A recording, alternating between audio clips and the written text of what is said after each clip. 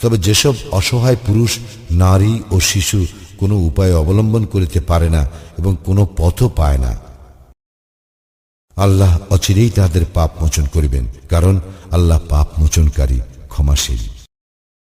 কেউ আল্লাহর পথে হিজরত করিলে সে দুনিয়ায় বহু আশ্রয়স্থল এবং প্রাচুর্য লাভ করিবে, এবং কেউ আল্লাহ ও রাসূলের উদ্দেশ্যে নিজ গৃহ হইতে মুহাজির হইয়া বাহির হইলে এবং তাহার মৃত্যু ঘটিলে তাহার পুরস্কারের ভার আল্লাহর উপর।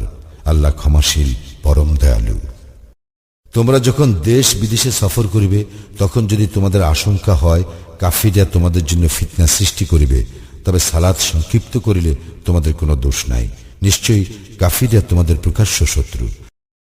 আর তুমি যখন তাহাদের মধ্যে অবস্থান করিবে ও তাহাদের সঙ্গে সালাত কায়েম করিবে, তখন তাহাদের একদল তোমার সঙ্গে যেন দাঁড়ায় এবং তাহারা যেন সশস্ত্র থাকে।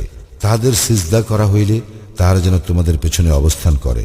আর অপর একদল যারা সালাতে শরিক হয় নাই, তাহারা তোমার সঙ্গে যেন সালাতে শরিক হয় এবং তাহারা যেন সতর্ক ও সশস্ত্র থাকে।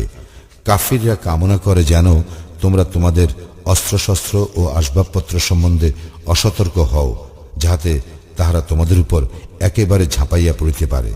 যদি তোমরা বৃষ্টির জন্য কষ্ট পাও অথবা পীড়িত থাকো, তবে তোমরা অস্ত্র রাখিয়া দিলে তোমাদের কোনো দোষ নাই, কিন্তু তোমরা সতর্কতা অবলম্বন করিবে। নিশ্চয়ই আল্লাহ কাফিরদের জন্য লাঞ্ছনাদায়ক শাস্তি প্রস্তুত রাখিয়াছেন।